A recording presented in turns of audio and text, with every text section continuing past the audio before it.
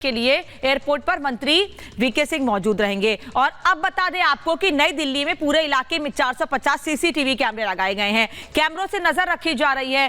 कैसी बदली है दिल्ली और कितने इंतजाम है सुरक्षा के, इस रिपोर्ट में देखिए।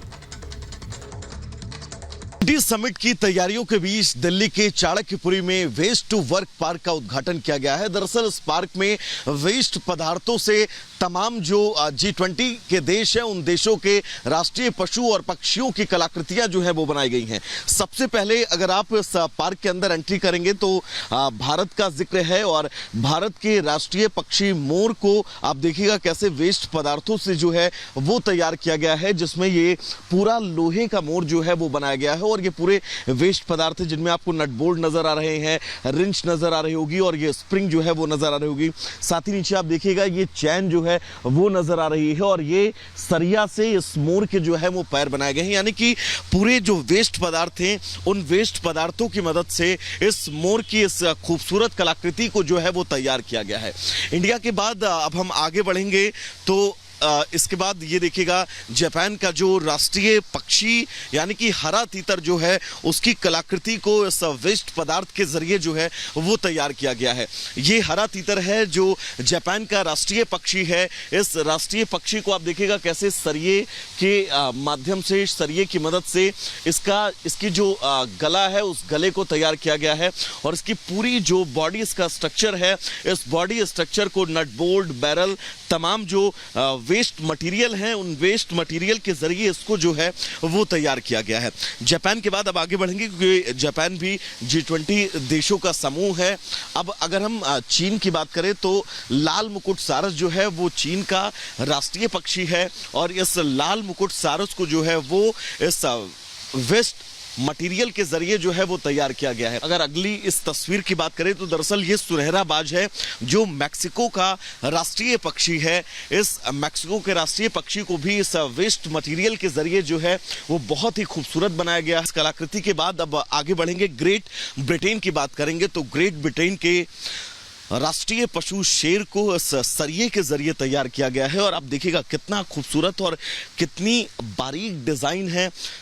इस कलाकृति के जरिए आप ये समझ सकते हैं कि इस कलाकृति को बनाने में कितनी ज्यादा मेहनत लगी होगी। और सबसे तो दिल्ली के चाणक्यपुरी ने आपने वैभव की रिपोर्ट देखी कि कैसे वेस्ट मटेरियल से अलग अलग पशुओं की आकृति बनाएगी, लेकिन दिल्ली की सुरक्षा एक बहुत अहम मसला और इसीलिए 450 सीसीटीवी कैमरे लगाए गए हैं जो दिल्ली के चप्पे चप्पे की निगरानी G20 समिट के दौरान रखेंगे। जतिन की ये ग्राउंड रिपोर्ट देखिए।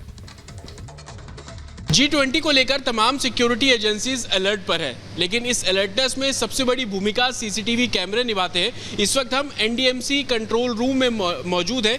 दरअसल ये कंट्रोल रूम दिल्ली पुलिस को भी असिस्ट कर रहा है उन सभी सड़कों पर नजर रखने के लिए जो कि होटल के आसपास है। मेरे पीछे आप बड़ी स्क्रीन में देखेंगे अलग अलग विंडोज बनाई गई है। ये होटल का पूरा इलाका है और आप देखेंगे कि तमाम चाहे होटल के इलाके हो, VIP रोड हो, कनॉट प्लेस हो, मंत्रियों के घर हो, तमाम ऐसे रोड पर इन कैमरों से नजर रखी जा रही है। इन कैमरों की संख्या तकरीबन 450 के आसपास है और 24 घंटे 50 लोग इस कंट्रोल रूम में होते हैं जो कि इन कैमरों से नजर रख रहे हैं और कोई भी संदिग्ध चीज दिखने पर पुलिस को इस मामले में जानकारी दी जाती है। लेकिन पुलिस की सबसे बड़ी प्राथमिकता ली मेरिडियन और शंग्रीला होटल के आसपास के जो तमाम कैमरे हैं उस पर खास तौर पर है। और आप देखेंगे ली मेरिडियन होटल और ये शंग्रीला होटल पीली दीवारों वाला आपको नजर आ जाएगा।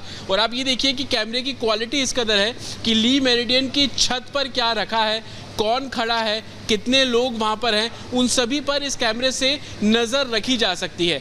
जो जानकारी हमें मिली है कि इन 450 में तकरीबन 2.5 किलोमीटर तक की रेंज वाले ये सभी कैमरे हैं कि 2.5 किलोमीटर दूर क्या हो रहा है उस पर नजर रखी जा सकती है। ये शंग्रीला होटल आप देख रहे हैं, इसी में ही ऋषि सुनक रुकेंगे और इस होटल के आसपास की तमाम सड़कें। और आप ये इस बात से भी अंदाजा लगाइए कि इसके अंदर हम ये भी देख सकते हैं कि कमरे के अंदर की मूवमेंट क्या है, किसी भी छत पर क्या स्थिति है। और आप ये कनॉट प्लेस की तस्वीर देख लीजिए, सड़क पर चलने वाली तमाम गाड़ियां, उस गाड़ियों का नंबर क्या है, किस जगह पर कितने लोग खड़े हैं, इन कैमरों के जरिए जो तमाम एजेंसीज हैं वो नज़र रख रही हैं। इसी तरीके के कंट्रोल रूम बनाए गए हैं ताकि इस G20 में होने वाले किसी भी इवेंट पर नज़र रखी जा सके और ख़ास तौर पर जो VIP मूवमेंट होगी उस सड़क को कैसे सैनिटाइज करना है, अगर कोई शख्स दिख जाता है तो तुरंत अलर्ट किया जाता है तमाम एजेंसीज को, ताकि कोई भी परिस्थिति हो उससे निपटने का जो काम है वो किया जा सके।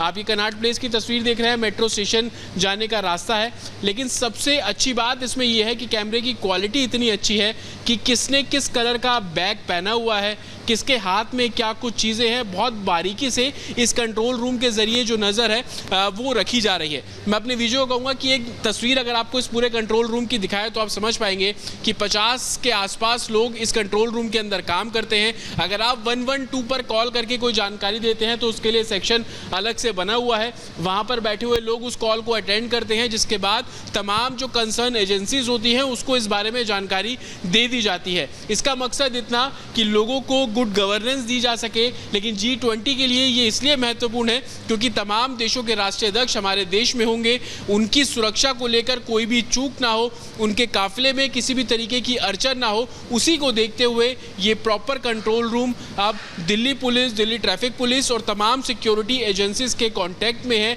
और इन कैमरों के जरिए हर एक मूवमेंट पर नजर रखी जा रही है।